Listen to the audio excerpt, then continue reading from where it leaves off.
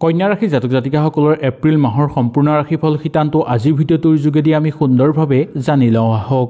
1 এপ্ৰিলৰ পৰা 30 এপ্ৰিললৈকে আপোনালোকে কি কি সুযোগ সুবিধা লাভ কৰিব পাৰিব আৰু কি ক্ষেত্ৰত সফলতা অৰ্জন কৰিব পাৰিব। জীৱনত আপোনালোকে নতুন দিশ বিচাৰি পাব আৰু আপোনালোকে ঘৰলৈ মা লক্ষ্মীৰ আগমন কৰাব পাৰিব। নতুনকৈ সম্পত্তি ক্ৰয় কৰিব পাৰিব আৰু আৰ্থিক অৱস্থা আপোনালোকৰ উন্নত হৈ পৰিব। আহক তেনেহ'লে কন্যা ৰাশি জাতক জাতিকাসকলৰ এপ্ৰিল মাহৰ সম্পূৰ্ণ ৰাশিফল শিতানটো আজিৰ ভিডিঅ'টোৰ যোগেদি জানি লওঁ। যদি ভিডিঅ'টো ভাল লাগে লাইক এটা কৰি আমাৰ মনোবল বঢ়াব আৰু আপোনালোকৰ বন্ধুবৰ্গৰ লগত শ্বেয়াৰ কৰি তেওঁলোককো উপকৃত কৰিব। কন্যা ৰাশি জাতক জাতিকাসকলৰ এপ্ৰিল মাহত মানসিক চাপ বৃদ্ধি পোৱাৰ সম্ভাৱনা দেখিবলৈ পোৱা যাব পাৰে। কেতিয়াবা আপোনালোকৰ চিন্তাও বৃদ্ধি পাবলৈ ধৰিব পাৰে। নিজৰ ওপৰত নিয়ন্ত্ৰণ ৰাখিব লাগিব কিছু ক্ষেত্ৰত আপোনালোকে, নহ'লে কিবা নহয় কিবা সমস্যাৰ মাজত সোমাই পৰাৰ সম্ভাৱনা দেখিবলৈ পোৱা যাব পাৰে। নতুন কিবা সিদ্ধান্ত লোৱাৰ আগত দুই এজনৰ লগত ভালদৰে পৰামৰ্শ ল'বলৈ আপোনালোকে চেষ্টা কৰাটো উচিত।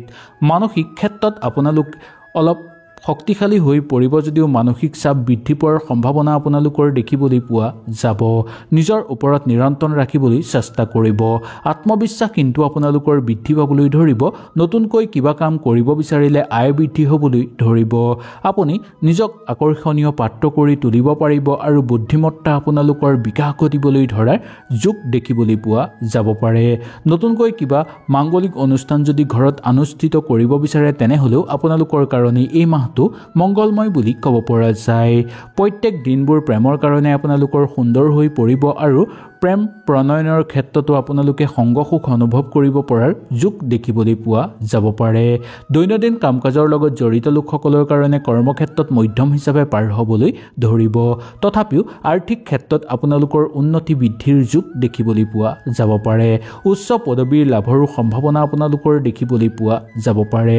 নতুনকৈ কিবা কাম কৰিলে প্ৰথম অৱস্থাত কিছু সমস্যা আহিলেও মাহৰ মধ্যম ভাগৰ পৰা শেষৰ ফাললৈকে আপোনালোকৰ অনুকূল প্ৰভাৱ দেখিবলৈ পোৱা যাব। ঘৰৰ মানুহৰ বাবে আপোনালোক এটা নতুন সম্পদ হিচাপে গ্ৰহ লৈ উঠা দেখিবলৈ পাব। সন্তানৰ কাৰণেও আনন্দিত অনুভৱ কৰিব পাৰিব আপোনালোকে। আপুনি জীৱন সংগী ৰূপে যিগৰাকীক পাব তেওঁ অতিশয় শুভ হ'ব এই মাহটোৰ কাৰণে জীৱন সংগীৰ লগত আনন্দিতভাৱে পাৰ কৰিব পাৰিব আপোনালোকে। নতুনকৈ নাটকৰ লগত যদি আপোনালোক জড়িত হ'ব বিচাৰে তেনেহ'লেও সুন্দৰভাৱে জড়িত হ'ব পাৰিব। নিজকে লৈ সন্তুষ্ট অনুভৱ কৰিব পাৰিব আৰু দৃঢ়তা আপোনালোকৰ বৃদ্ধি পাবলৈ ধৰিব। দীঘলীয়া সময়ৰ পৰা ৰৈ থকা ধন আপোনালোকে লাভ কৰিবলৈ সক্ষম হ'ব। পঢ়া শুনাৰ ক্ষেত্ৰত ৰুচি বৃদ্ধি পাবলৈ ধৰিব আৰু হেঁপাহ বৃদ্ধি পাবলৈ ধৰিব। সন্তানক নিয়ন্ত্ৰণ কৰি ৰাখিবলৈ চেষ্টা কৰিব। সন্তানৰ কাৰণে যাতে কাৰোবাৰ পৰা আপোনালোকে কথা শুনিবলগীয়া নহয় তাৰ প্ৰতি লক্ষ্য ৰাখিব। প্ৰেমৰ অনুভৱ আপোনালোকৰ সুখ হৈ পৰা দেখিবলৈ পোৱা যাব। কিবা পৰীক্ষাত যদি আপোনালোকে অৱতীৰ্ণ হৈছে তেনেহ'লে ইয়াৰ ভাল ফলাফল লাভ কৰিবলৈ সক্ষম হোৱা দেখিবলৈ পোৱা যাব পাৰে। আৰ্থিক ক্ষেত্ৰত আপোনালোকে কিবা চেষ্টা কৰি চাব পাৰে। বেলেগৰ ক্ষেত্ৰতো আপোনালোকে আগভাগ ল'লে ইমান অসুবিধাৰ সন্মুখীন নহ'ব। লগতে নতুনকৈ কিবা কাম কৰিব বিচাৰিলে কৰিব পাৰিব। মা দেউতাৰ কাৰণে আপোনালোকে বেছি কষ্ট কৰিবলগীয়া নহ'ব বা মা দেউতাৰ স্বাস্থ্য আগতকৈ উন্নত হৈ পৰাৰ সম্ভাৱনা দেখিবলৈ পোৱা যাব পাৰে। সঠিকভাৱে কিবা কাম যদি আপোনালোকে কৰিব বিচাৰে তেনেহ'লে সুন্দৰভাৱে কৰিব পাৰিব। ঘৰত কিবা মাংগলিক অনুষ্ঠান অনুষ্ঠিত কৰিব বিচাৰিলেও সুন্দৰভাৱে পাৰিব। ৰাজনৈতিক ক্ষেত্ৰৰ লগত জড়িত লোকসকলৰ কাৰণে শুভ ফলাফল দেখিবলৈ পাব। নতুনকৈ ৰাজনৈতিক ক্ষেত্ৰৰ লগত যদি জড়িত হ'ব বিচাৰে তেনেহ'লে এই মাহটো আপোনালোকৰ কাৰণে অনুকূল দেখিবলৈ পোৱা যাব। এপ্ৰিল মাহত প্ৰশাসনিক বিষয়াসকলৰ কাৰণে দায়িত্ব বৃদ্ধি পোৱাৰ প্ৰবল যোগ আছে। মাটি বাৰী বা সা সম্পত্তিৰ ক্ষেত্ৰত যাতে বিবাদ সৃষ্টি নহয় আপোনালোকৰ তাৰ প্ৰতি লক্ষ্য ৰাখিব। ধন সম্পত্তিৰ ক্ষেত্ৰত ইমান অসুবিধা নাপালেও মাটি সম্পত্তিৰ কাৰণে কিন্তু বিবাদ সৃষ্টি হোৱাৰ সম্ভাৱনা দেখিবলৈ পোৱা যাব পাৰে। নতুনকৈ আপোনালোকে ঘৰত যদি মূল্যৱান সম্পদ ক্ৰয় কৰিব বিচাৰে তেনেহ'লেও আপোনালোকে সুন্দৰভাৱে কৰিব পাৰিব। কৰ্মত সহযোগীৰ লগত কথা বতৰা কওঁতে অলপ সংযম হ'ব। সহকৰ্মীৰ লগত সৰু সুৰা কথাতে যাতে তৰ্ক বিতৰ্কৰ বা কণ্ডলৰ মাজত সোমাই পৰিবলগীয়া নহয় তাৰ প্ৰতি লক্ষ্য ৰাখিব। নতুন সুযোগ লাভ কৰিবলৈ আপোনালোকে সক্ষম হ'ব বা কিবা কাম আপোনাৰ ওচৰলৈ আকৰ্ষিত হৈ পৰাৰ সম্ভাৱনা দেখিবলৈ পোৱা যায়। বৈবাহিক ক্ষেত্ৰত আনন্দ বৃদ্ধি পাবলৈ ধৰিব। ভ্ৰমণ কৰিব বিচাৰিলে কৰিব পাৰিব আৰু দূৰ ভ্ৰমণৰ ক্ষেত্ৰত আপোনালোকৰ আনন্দ বৃদ্ধি পাবলৈ ধৰা দেখিবলৈ পাব। নতুনকৈ কাম বিচাৰি থকা বা নিবনুৱাসকলৰ কাৰণে মধ্যম ফলাফল দেখিবলৈ পোৱা যায়। কাৰ্যকৰী পৰিকল্পনা সিদ্ধি কৰিব পাৰিব, কিন্তু সকলো পৰিকল্পনা যে সিদ্ধি হ'ব তাত কিছু সন্দেহ দেখিবলৈ পোৱা যায়। দাম্পত্যৰ ক্ষেত্ৰত সুখ শান্তি বৃদ্ধি পাবলৈ ধৰিব। বন্ধুবৰ্গৰ লগত চলাফিৰা কৰোঁতে আপোনালোকৰ একো অসুবিধা নাপাব, বৰঞ্চ বন্ধুবৰ্গই আপোনালোকক কৰ্মক্ষেত্ৰতেই হওক বা যিকোনো ক্ষেত্ৰতেই পূৰ্ণ সহযোগিতা কৰাৰ সম্ভাৱনা দেখিবলৈ পোৱা যাব পাৰে। নিজৰ ওপৰত এই মাহত অকণমান সময় দিবলৈ চেষ্টা কৰিব লাগিব। কিবা উৎসৱ পাৰ্বণৰ লগত জড়িত হৈ থাকোঁতে যাতে নিজৰ ক্ষতি নহয় তাৰ প্ৰতি আপোনালোকে লক্ষ্য ৰাখিব লাগিব। পইচাৰ আয় বৃদ্ধি পাবলৈ ধৰিব আৰু সেই পইচা কিবা ক্ষেত্ৰত যদি বিনিয়োগ কৰিব আপোনালোকে বিচাৰে তেনেহ'লে সুন্দৰভাৱে বিনিয়োগ কৰিব পাৰিব। প্ৰেমৰ ক্ষেত্ৰত আনন্দ হ'ব। নতুন মানুহ আপোনালোকে চিনাকি হ'বলৈ সক্ষম হ'ব বা নতুন মানুহৰ লগত আন্তৰিকতা আপোনালোকৰ বৃদ্ধি পাবলৈ ধৰা দেখিবলৈ পোৱা যাব। ব্যক্তিত্বৰ প্ৰকাশ ঘটিবলৈ ধৰিব। আপুনি ভৱিষ্যতৰ বাবে কিবা লাভ কৰিব বিচাৰিলে কৰিব পাৰিব বা ভৱিষ্যতৰ কাৰণে কিবা চিন্তা কৰিলে আপোনালোকৰ লাভ হোৱা দেখিবলৈ পাব। আপোনালোকৰ অসহায় কিছুমান কামত যোগদান কৰাৰ ফলত আপোনালোকৰ যাতে মন ভাঙি নাযায় তাৰ প্ৰতি লক্ষ্য ৰাখিব লাগিব। জীৱনসংগীৰ লগত আপোনালোকৰ সঁচাকৈ সুন্দৰভাৱে এই মাহটো পাৰ হোৱা দেখিবলৈ পোৱা যাব।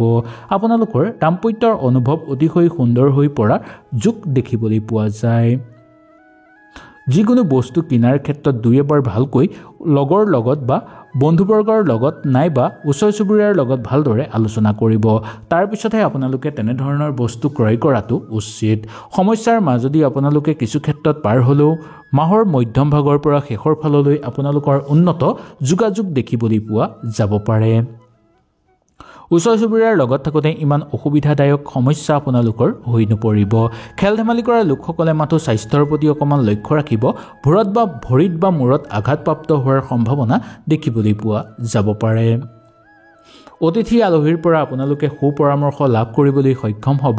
অতিথি আলহীয়ে আপোনালোকক সকলো ক্ষেত্ৰতে এই মাহত সহায় সহযোগিতা কৰিব। আপুনিও যদি পাৰে তেনেহ'লে নিজৰ সাধ্য অনুসৰি নিজৰ আত্মীয় মানুহ বা ওচৰ চুবুৰীয়া বা নিজৰ লোকক সহায় সহযোগিতা কৰিবলৈ চেষ্টা কৰিব। ঠিকাটুকলি কৰা লোকসকলৰ কাৰণে মধ্যম ফলাফল দেখিবলৈ পোৱা যায়। নতুনকৈ ঠিকাৰ কাম আপোনালোকে লাভ কৰিব পাৰিব, কিন্তু ইমান নিশ্চিত আপোনালোক নহ'ব। মামলা মোকদ্দমাৰ লগত জড়িত লোকসকলৰ কাৰণে মধ্যম ফলাফল দেখিবলৈ পোৱা যায়। চিত্ৰশিল্পী সাহিত্যিকসকলৰ কাৰণে সামাজিক ক্ষেত্ৰত মান সন্মান বৃদ্ধি পাবলৈ ধৰাৰ উপৰিও ঘৰত আপোনালোকৰ বিশ্বাস বৃদ্ধি পাবলৈ ধৰা দেখিবলৈ পোৱা যাব। দৈনন্দিন কাম কাজৰ লগত জড়িত লোকসকলৰ অবান্তিক খৰচ যাতে বৃদ্ধি নাপায় তাৰ প্ৰতি কিছু ক্ষেত্ৰত আপোনালোকে অকণমান লক্ষ্য ৰাখিব লাগিব। ধৰ্মীয় ক্ষেত্ৰত সংগ সুখ লাভ কৰিবলৈ সক্ষম হ'ব। দীঘলীয়া লাভৰ কাৰণে যদি কিবা ক্ষেত্ৰত আপোনালোকে বিনিয়োগ কৰিব বিচাৰে তেনেহ'লে এই মাহটো আপোনালোকৰ কাৰণে অনুকূল দেখিবলৈ পোৱা যাব পাৰে। আপোনাৰ সহযোগীয়ে আপোনাক কিছুমান ক্ষেত্ৰত সহায় সহযোগিতা কৰিব যদিও বেছিভাগ ক্ষেত্ৰত সহযোগীৰ লগত কথা পাতোঁতে খুব সাৱধানতা অৱলম্বন কৰিব লাগিব, কাৰণ সহযোগীৰ লগত সৰু সুৰা কথাতে তৰ্ক বিতৰ্কৰ মাজত লিপ্ত হৈ যাতে নপৰে তাৰ প্ৰতি লক্ষ্য ৰাখিব। প্ৰেমৰ জীৱনত নতুন উদ্যম অহাৰ সম্ভাৱনা দেখিবলৈ পোৱা যায়। কিছুমান ক্ষেত্ৰত আপোনালোকৰ সমস্যা অহাৰ সম্ভাৱনা আছে যদিও ইমান নিশ্চিত নহ'ব বা আপোনালোকৰ ইমান সন্দেহযুক্ত নহয়। নতুনকৈ কিবা কামৰ কাৰণে আগভাগ ল'ব বিচাৰিলে আপোনালোকে ল'ব পাৰিব। বন্ধুবৰ্গৰ লগত যদি কিবা ক্ষেত্ৰত আপোনালোকে ভ্ৰমণৰ কাৰণে যাব বিচাৰে বা ক'ৰবালৈ যদি আত্মীয়ৰ লগত বা ঘৰৰ মানুহৰ লগত এই মাহত ফুৰিবলৈ যাব বিচাৰে তেনেহ'লে আপোনালোকৰ মংগল হ'ব। বিয়া বাৰুৰ প্ৰস্তাৱ আহিব পাৰে আপোনালোকৰ ঘৰলৈ। আহক এতিয়া জানি লওঁ গোটেই দিনটোৰ বিৱৰণীৰ কথা। এই মাহৰ আপোনালোকৰ শুভ সংখ্যা হ'ব 7 আৰু শুভ ৰং হ'ব মাখন।